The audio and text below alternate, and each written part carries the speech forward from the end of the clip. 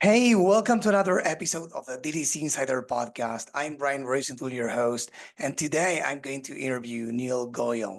He's a DTC coach for $50 million plus brands at Tapcart, the leading platform that turns your Shopify site into a beautiful mobile app. He was recently named Top E-commerce Voice by LinkedIn. Congrats.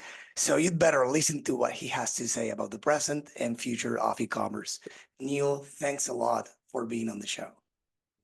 Hey, Brian, thank you so much for having me. I've been following your journey for a long time too, so it's an absolute privilege to be here. I look forward to a conversation today. Likewise. I've been following you for a while, so I admire your content. It inspires a lot of brands. So again, thank you as well. So I know you work with big brands in the DTC space. So I wanted to ask you, what do you think, or what do you see that's going on in the DTC space right now? Sure. I think we have this really unique phenomenon that's taking place where D2C has never had quite a normal state, right? We had D2C as a channel wasn't a thing, right? For most brands were accessible. Shopify made it a lot easier. But then we came to a period where, customer acquisition costs were going up, but then that was also largely ignored because COVID kind of fueled a lot of e-commerce in a really big way. So a lot of those challenges were offset by just rising demand for direct to consumer brands and the products that they offer and accessing them through this new channel. And so now when we come into this period now, here we are in 2024 where the, the challenges are still there on customer acquisition cost. And if anything, the cost of doing business in every other part of their business, whether it's fulfillment, whether it's on, product creation, whether it's actually the cost of their teams, like the cost of doing business has gone up too precipitously, right? So number one challenge brands are having right now, profitability. Plain and simple. Like profitability is front and center. And we often think of, well, why is that a new thing? Like, why are we thinking about profits now? And the reality is, we actually just lived through a D2C environment where all brand owners and founders and CMOs looked at were just the top line revenue, and profitability genuinely was given a distant afterthought. And 2023 was the start of that unwind. It was a start of brands really realizing, wow, we have to A, downsize, B, we need to become more efficient. It's not revenue at all costs anymore. Now it's most profitable revenue, right? These are the things that I'm seeing happen across both ends of the spectrum. They're impacting whether you're a $10 million brand or a $100 million brand. They're literally struggling with the same thing in terms of driving like real incremental profitability over the course of time. Interesting and very true. I see the same thing. And I have a question about that, which is what are those brands or the brands you work with doing about it? Because one way to approach it, of course, is cutting costs, cutting expenses, but that doesn't solve the whole equation, right? That solves one thing. So what else are they doing? Yeah, let's like zoom in onto like the marketing component right now, right? Cutting your marketing spend is a double-edged sword, right? At the end of the day, yes, you might be peeling back on those costs, saving on those dollars, but at the same time, you still need to be spending at the top of the funnel to grow awareness, bring new customers into your funnel and whatnot. Acquisition has to remain intact, right? The problem with acquisition, though, the challenges with acquisition is that because the cost of the customer acquisition is has incrementally become higher over time, you know that for I'd say 90% of brands out there, that first purchase that customer made is not a profitable one for the brand, right? It takes that second, third, fourth purchase for that brand to see profitability with that individual customer, right? Again, largely due to those rising customer acquisition costs. So don't get me wrong, there's plenty of brands that have found a way to achieve first order profitability. But at the end of the day, it's relatively nominal into what that profitability is. It's going to come from retention. And I think retention historically has been given a distant afterthought. It's like, okay, now the customer bought, we could retarget them, we could put another ad in front of them and bring them back again. And that was fine because acquisition was cheap. But now it's not. And now brands are saying, how can I engage the customer in a more cost efficient way? Now that they bought something, how do I engage them more meaningfully, have a better quality conversation, develop on the customer experience, the customer engagement, the interaction, essentially bring that customer closer on the scale of loyalty so that we are able to drive profitability that individual customer. And I think this is where, as much as brands say they're focused on retention, their actions and their budgets wouldn't necessarily tell that same story, right? They'd say we do email and SMS for retention. Well, no, those are retention tools, but that is not a holistic retention strategy. Retention strategy means how do I take that customer and the different phases of loyalty each individual customer may have and bring them one circle closer, right, to the center of like becoming a true brand fan. That's what develops the retention because ultimately profitability, that's where profitability is coming from. I mean, they say that, to acquire a new customer is 10 times the cost of retaining an existing one, right? And I think that's where brands are kind of trying to play a little bit catch up right now, right? Interesting. Yeah. A few things you said that I want to highlight. First, being profitable in the first purchase is not possible for many brands right now. It is still for many, but it's not for as many as it was before, right? So that puts ROAS in a different position as brands used to put it, right? Because every brand used to have a target ROAS. They still do, but they used to have like a target ROAS as the north to follow. Like I want a 4x ROAS, 8x ROAS. And now it's not the ROAS, it's the cost per customer acquisition versus lifetime value. Only they need to try to decrease the time between purchases and try to get as much value as they can as soon as possible, right? Because otherwise, cash flow gets in the way, and they say, "Hey, I understand the long-term plan or the long-term game, but if I'm not cash flow positive, how on earth am I going to, you know, live with that?" So that's an interesting point. I tried with the clients we work with and brands we talk with, we try to tell them the same thing over and over. And the second is get like the old tactics, or let's say before it was easier to get away without a strategy and only with tactics like setting up paid ads or email marketing campaigns, and that was all they needed to thrive. Let's say in a simplistic way, right? And right now they need to forget a little bit about the tactics. And I will love your thoughts on this, and dive deeper into the like go back to the basics. I know it's a well-known saying, but it's like I know it's true. I discussed on an episode with a former Disney executive about how to generate a wow reaction on customers by mapping out the customer journey and improving each of the steps along the way. And I think it's not only the fact of having the email as a channel, but what you communicate. It's not the fact of having an app or a community, but what do you say? How do you engage with them? It's the content that matters the most. I don't know if you agree with that. I fully agree with that. I think when you think about a lot of bad habits, I think that were created during a time of an easy DTC environment where we had these stores pop up virtually overnight. And it was so easy to grow because cost of acquisition was relatively cheap, and there was huge demand from driven by, COVID, right? So a lot of bad habits were started from the beginning, right? Where they didn't have to think about retention. They didn't have to really think about the customer. You know what you needed? A Facebook ads budget. That's all you needed, right? If you look at most of those brands though, that were born with those bad habits, what happens when you turn off your ads budget? What happens to your revenue? That will tell the story.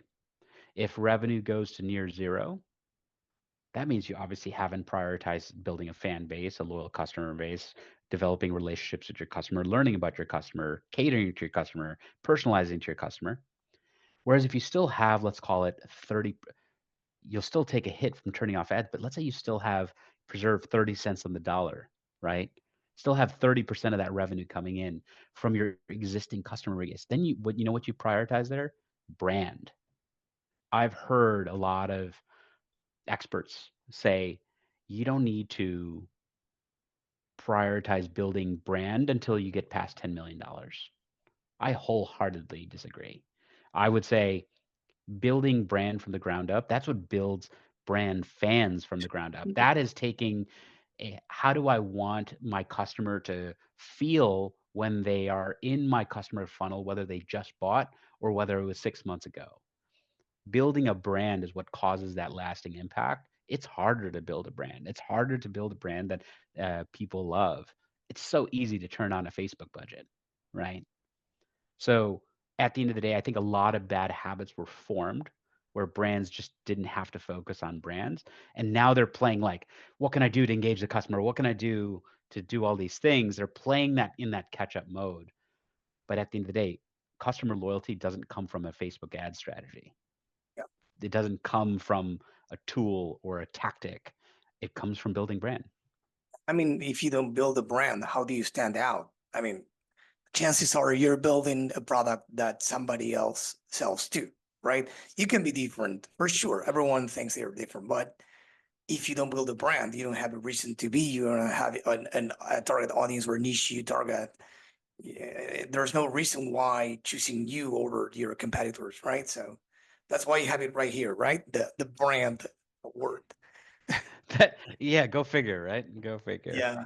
Yeah. So we've been discussing that there are a lot of moving parts. You kind of rely on the changes of the algorithms like I don't know, iOS 14, 15, 16, 17 rules change all the time. So that's why it's important that you own your audience, you have a brand, you have your own communication channels and many other things because things change over time, and if they change in a way that you were like highly leveraged, you will lose that leverage and that will impact your top and bottom line. And in this case, the latest change is in email, right? What's going on in that space? Well, I mean, a lot, right? But in short, it's like worth rewinding the clock for a moment and think about why the email as a channel became so powerful for a brand, right? It, you mentioned own channels, right? Own channels wasn't really a concept pre 2021, right? It wasn't a term, it wasn't a phrase.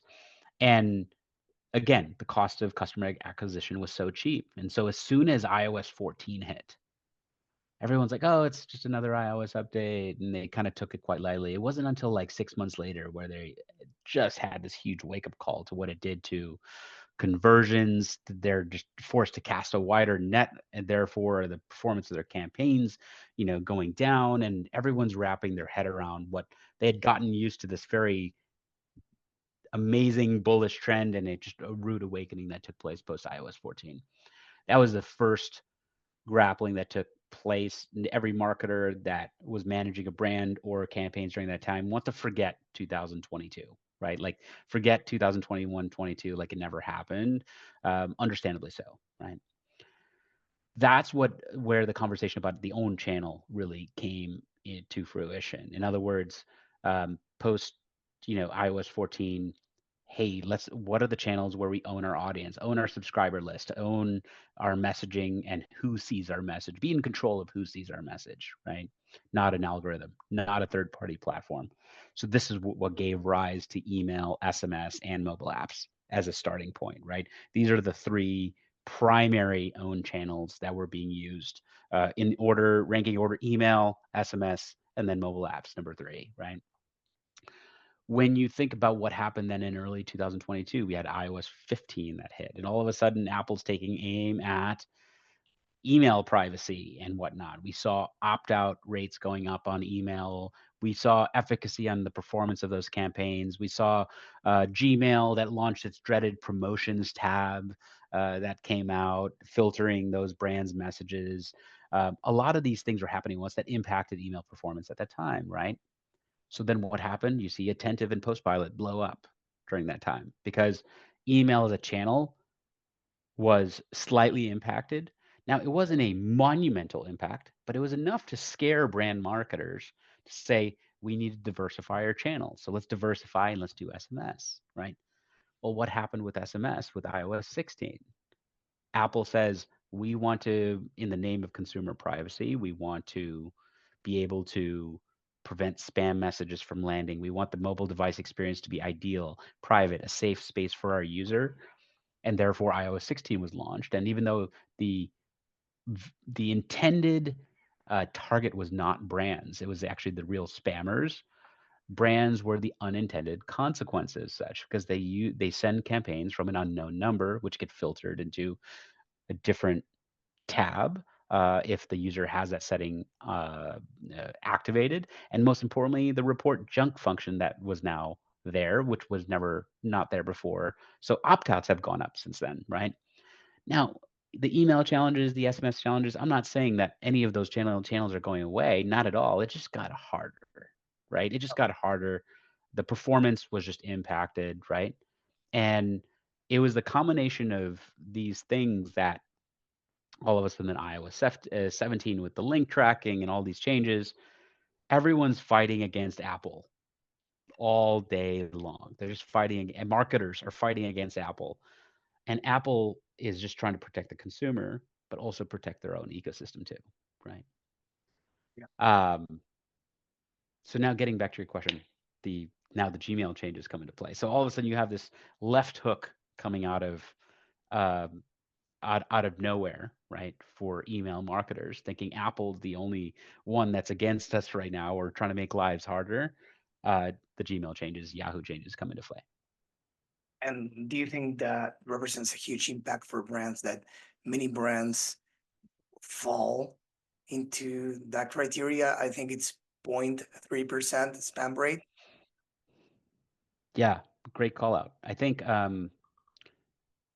you know when I mentioned to you when a lot of brands were born during an area of a time of cheap acquisition, so bad habits were formed. Prioritizing brand building was not until much later. It was all because we could grow on Facebook ads.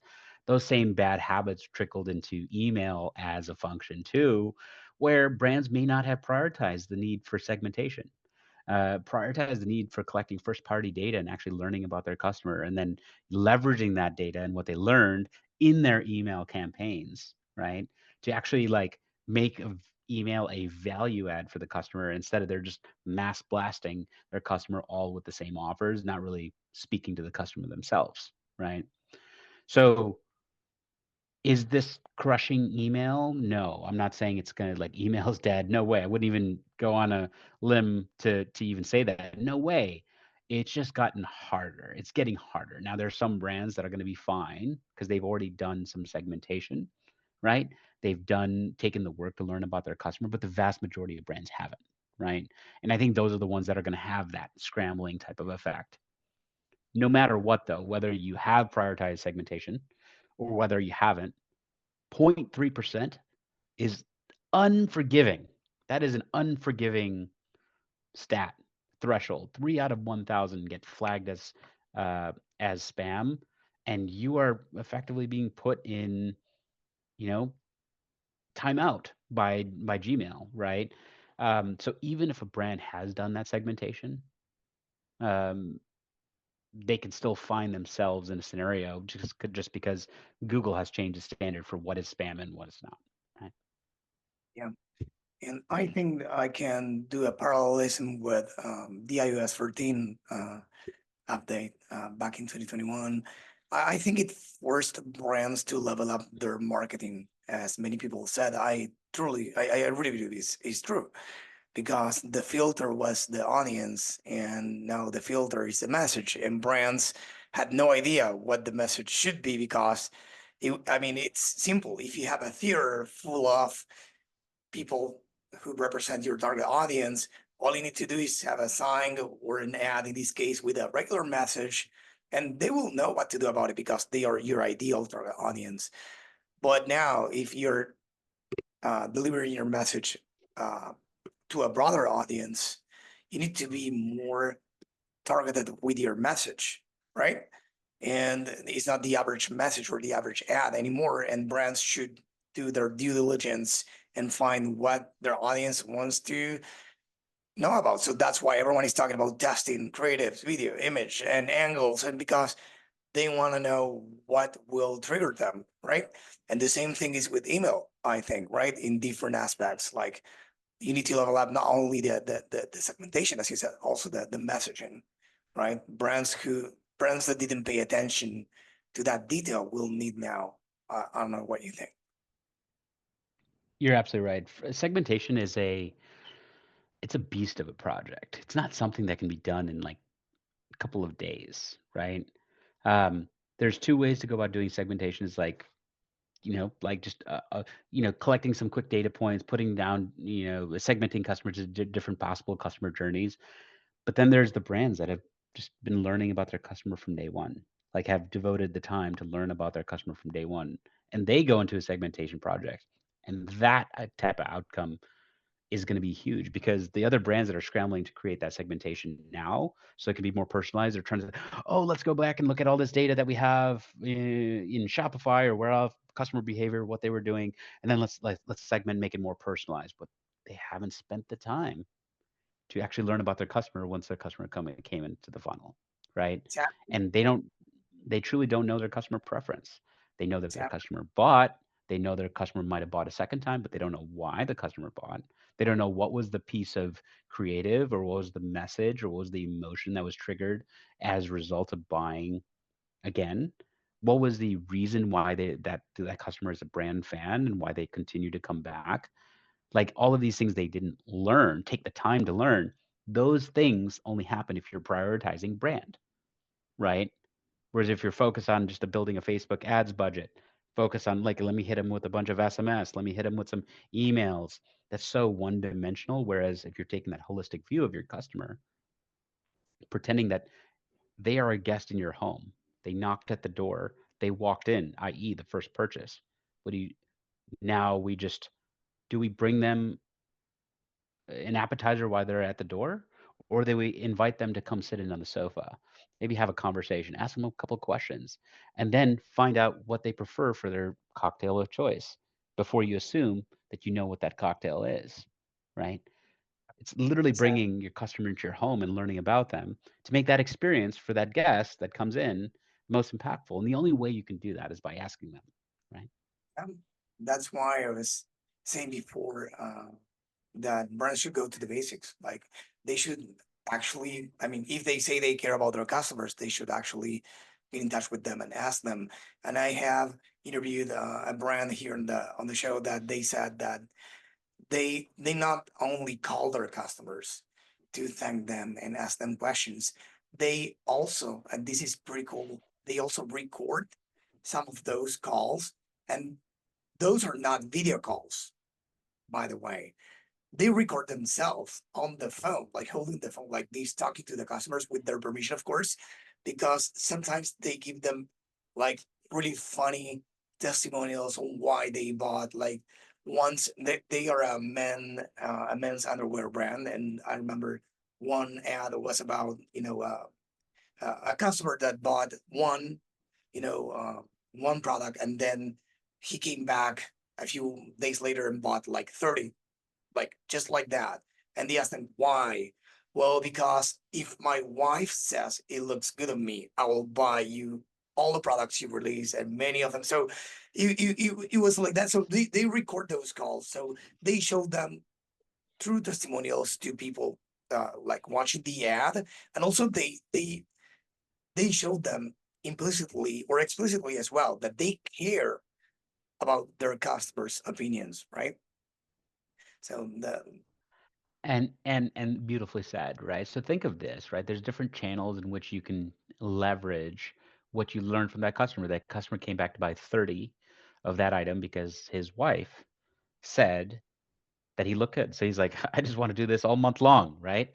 So by learning that, by which channel are you going to engage that customer?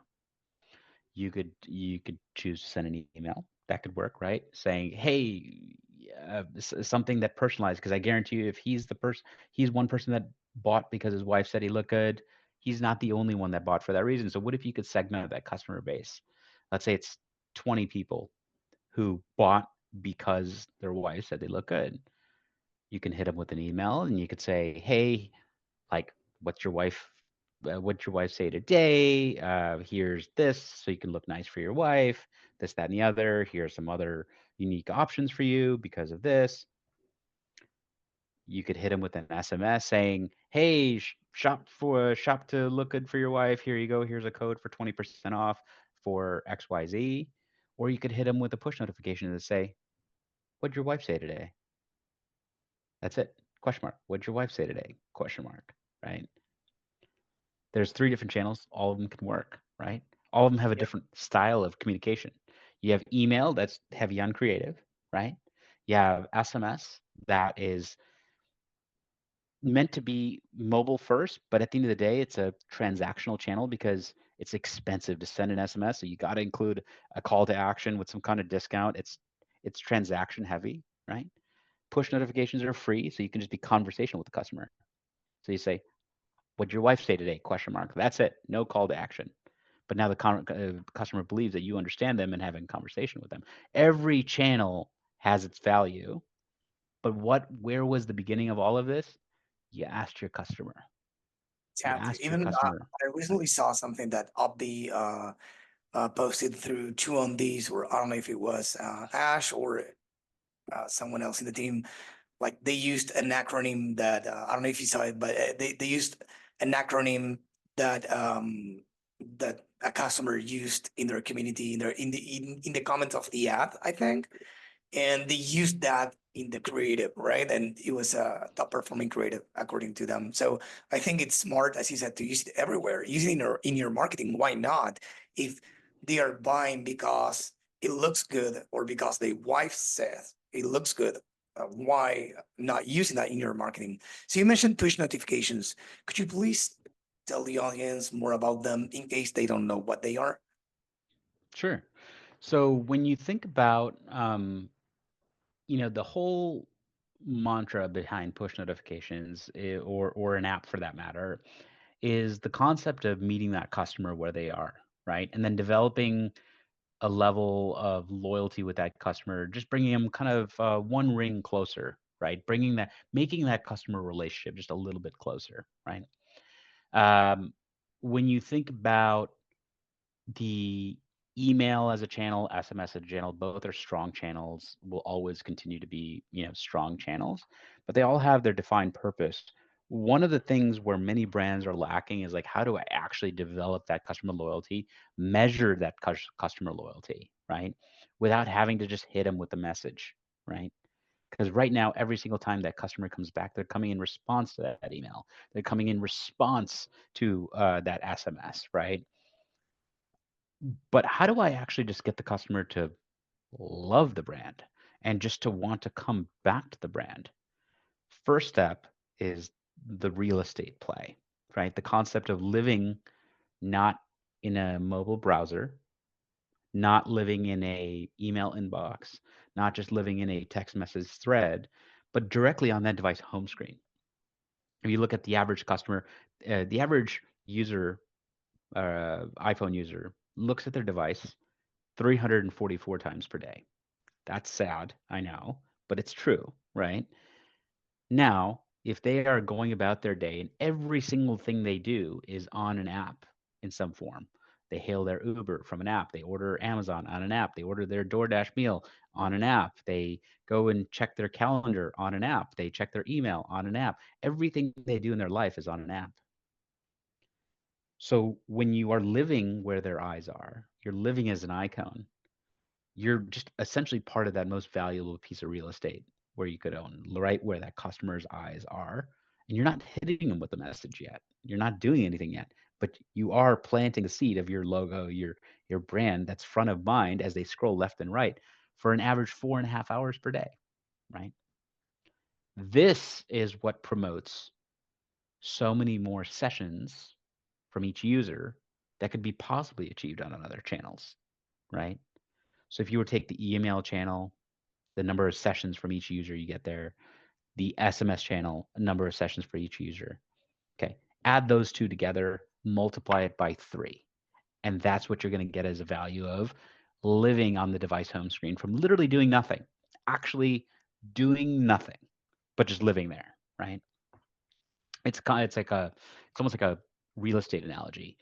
If you live in Idaho, your property is going to be worth this. So Idaho could be the browser, right? If you live in Kansas, your property is going to be worth another value, right? I.e., the email, maybe in an inbox or text message in a thread. These are all different cities. But what happens when you take your brand and move it to Malibu, right? The value of that real estate goes up. The Malibu is its location, location, location. And that location is right on the device home screen where that user is staring 4.5 hours a day, right? This is the value of like that subliminal loyalty that can be built with between customer and brand. So now the question is, you have a beautiful piece of property, maybe a vacant lot that you've built. Do you decide to build a pool? Do you decide to expand on it, increase that property value? And that's where push notifications is really coming into play there, right? It's allowing you to start a conversation with your customer. They have told you they want a conversation, that they want a deeper connection because they took the step to download the app, right? So now it's where you say, okay, think about this. This is not just any customer. This is not just a someone that's on an email list, which is in the funnel, right? But someone who downloads your app is lower in the funnel. That's a brand fan, right? They're craving a deeper connection, which means don't hit them with that same message you're doing on email and SMS. Be more conversational with them. Treat them like a VIP. Don't, avoid the transactional relationship. Instead, make it conversational and personal, right? And you can do all of that segmentation to have different conversations with different users depending on who they are too, right?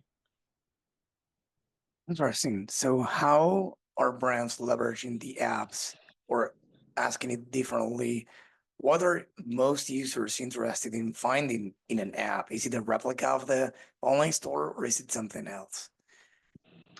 Yeah, great question. Listen, a lot of brands will say like, why do I need an app?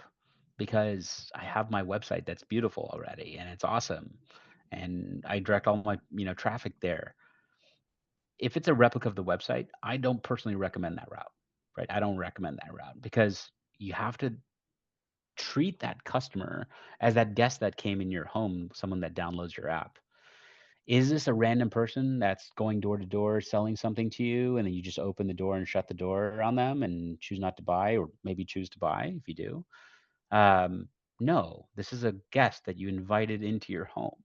This is someone you asked to arrive at 5 p.m. on a Friday. This is someone you care about, someone you want to treat with respect and give them personalized experience. You want to make a meal for them that they enjoy. You want to serve them the drink that they will enjoy. You want to give them an experience that they'll remember, right? That is what the app should be. The app should be a unique differentiated experience, an experience that they cannot get anywhere else. Because if it is a replica of the website, then where's the value for the customer there? The customer needs to understand that they're getting something unique, that they're being given the red carpet. I think the most common example where we see huge outcomes where customers feel this way once they download the app, or why customers get excited about downloading the app, is the concept of early access.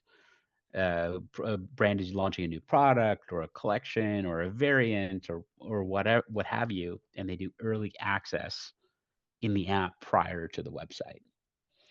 Now, the customer immediately, who is already a loyal fan, immediately flocks to the app because they can get it there first. And something about early access we see across the entire platform, it just works. Like it literally just works, right? Now the brand is excited that's saying, yes, it's okay that that customer that was previously may or may not have shopped the brand already previously, but now I brought them over here from the website to the app. And yeah, I'm taking that sale away from the website and having them shop in the app channel. But the benefit is now that user is living on the device home screen. You're living on the device home screen with that user. They're visiting 4, 7, 10 times per month now. Those sessions converting at higher conversion rates because of the friction points an app removes compared to a website, at higher AOVs because give customers a better, more intuitive experience, add more to the cart. And then on top of that, They come back more frequently because you're living on the device home screen, weaving and push. The net incremental is the LTV boost. The user in the app is spending 2 to 300% more than they previously were on the website, right? So the brand knows why they want them in the app, but the customer has to believe they're getting the value. And the value is, example, early access. Or if they know they're doing a semi-annual sale, what if you launch the sale 2 days early in the app or a day early in the app? Anything early access just works. Customer feels red carpet. Yeah, and I think it's great for many brands that are looking to break through the noise and find the next big thing or the next big channel. You talked about email or paid ads, email, SMS, and now this seems like it's not a red ocean. Just yeah, it's a blue ocean that they can take advantage of and use it for delivering value to the audience to again break through the noise through push notifications and through valuable content on the app as well. Do you have a few examples of how brands use the app besides the early access? What does it look like for a brand of your choice? Whatever. Yeah, what do they have when you open the app? What do you see? One of my favorite brands is Built, right? They have built an incredible brand. They have a fiercely loyal base. I am amongst that loyal base, right? When you think about their initial decision, their exploration of the app, actually, there was three separate conversations that took place prior to them actually deciding to launch the app, and there was a lot of reservations saying, "Is it just taking away from the website? Is this taking away from our other channels? We invest so much to make our website look a certain way. To take away from that felt mm, difficult, right? And to take that customer away from that channel and put them into a new channel."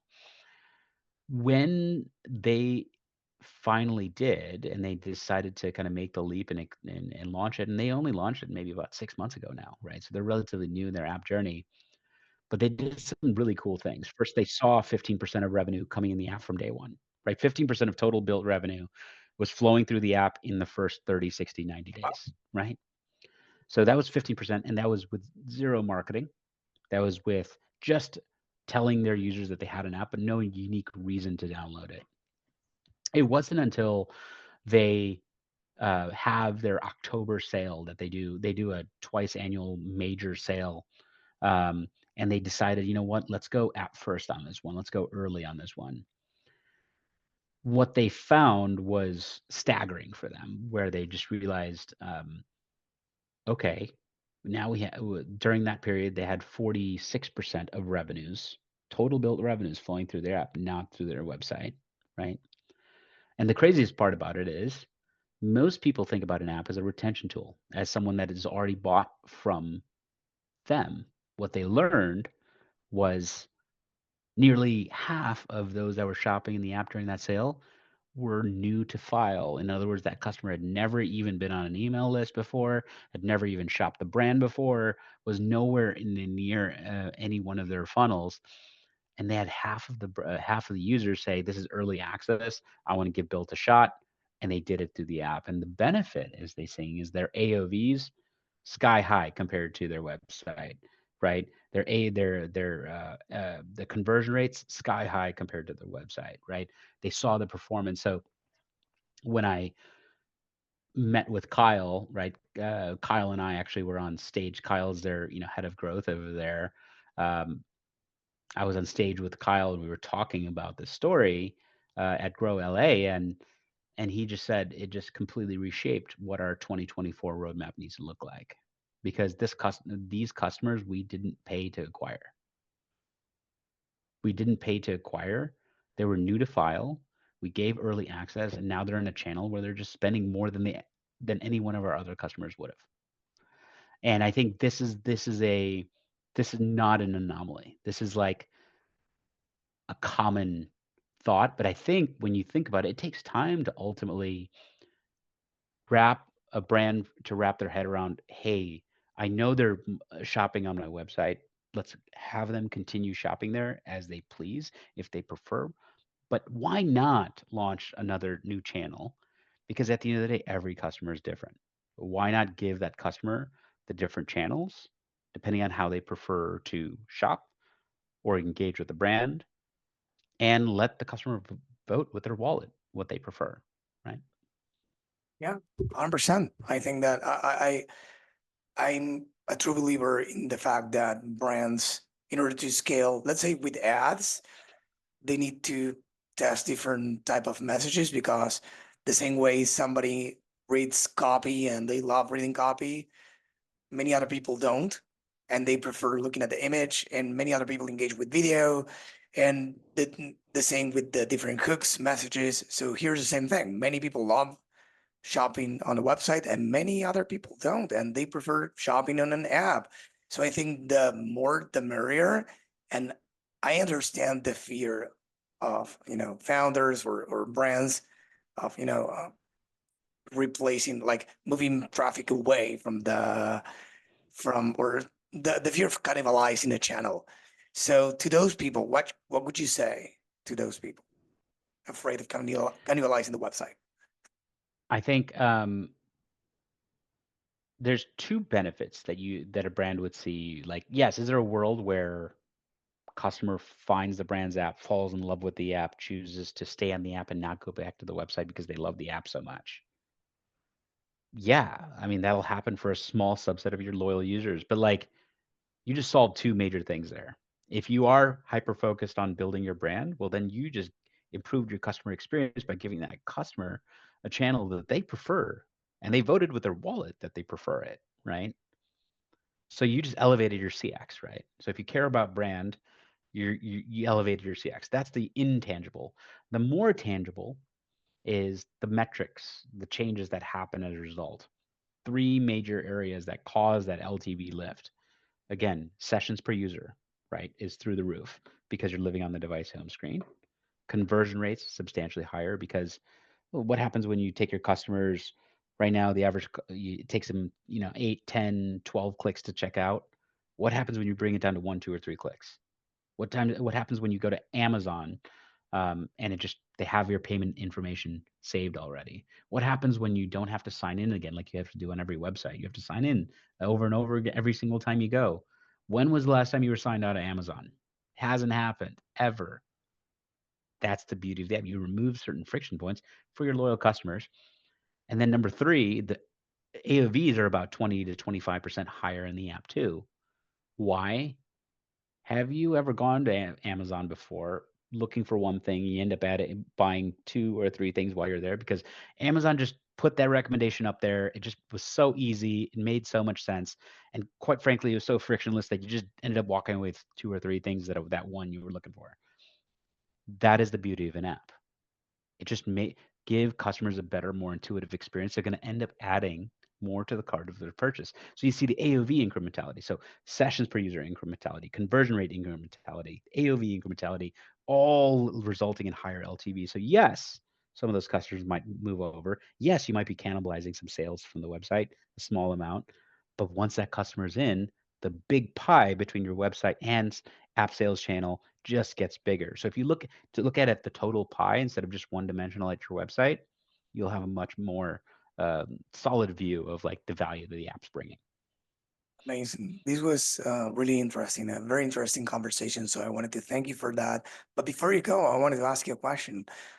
Who inspires you, or who helped you along the way in your career? Anyone you follow?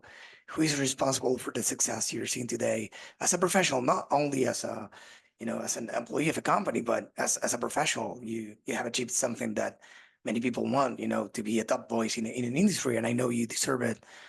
It's not for everyone. So who is responsible for that besides yourself? Someone I admire a lot that I've been following his journey for a really long time. I've learned from a ton. His name is Justin Welsh. Justin Welsh is like LinkedIn guru to the max, right? I view him as the social professor of our time. He had a wildly successful career as a sales leader, right, at some software companies, and he now has effectively taught everyone that follows his journey how to build a personal brand for themselves, right? And it's not just about personal brand building, but it's also how to use that brand to your advantage to help you in your career, your life, and other parts that just add value to people around you. So I followed his journey very closely. I followed his guidance. He is an absolute legend in what he does and what the following he has built for arming people to feel empowered in building their own personal brand and using it in a powerful way. So he's given me a lot of inspiration. Um, Combine that with the absolute love for what I do day in and day out, right? The only way you can take someone you look up to, take their guidance and apply it is also if you also have the love to match what you're doing day in and day out. And that's where I'm at right now, right? So a lot of my content is a function of the love that I have for what I'm doing. I love e-commerce. Love working with brands. I love with the individuals that I get to meet with. Brand owners are some of the most grittiest, hustling individuals on the face of the planet. And I love getting the opportunity to work with them every single day. So now I combine that with what I've learned from Justin, and LinkedIn has genuinely changed my career trajectory in such a meaningful way. And I attribute a lot of that to what I learned from him. So, yeah. I follow him too, so I know what you're talking about. So I'm happy you mentioned him. He's great at what he does, and it inspires me too. So yeah. So Neil, it was great having you here. It was an honor to have this conversation with you. As I said in the beginning, I've been following you for a while, so it means a lot for me that you have decided to come to the show and discuss very relevant topics for e-commerce brands and advertisers as well. So I wanted to thank you. And before you go, why don't you tell the audience where they can go to learn more about you and Tapcart? Um, you can always find me on LinkedIn. I live there 24 hours a day, so you can definitely find me on LinkedIn. And yeah, would love to entertain any questions anyone has just about retention in general. Quite frankly, I love meeting new founders. I love meeting new brands, and just having conversations, candid conversations about like what are the different challenges they're looking to solve. And I love doing that, right? Also, Brian, it's been an absolute pleasure getting the opportunity to chat with you. Really enjoyed our conversation. I've been following your journey for a long time. The work that you do is absolutely elite by all different, definitions. And just the mere fact that we had this conversation just made my day as well. Thank you. I appreciate that.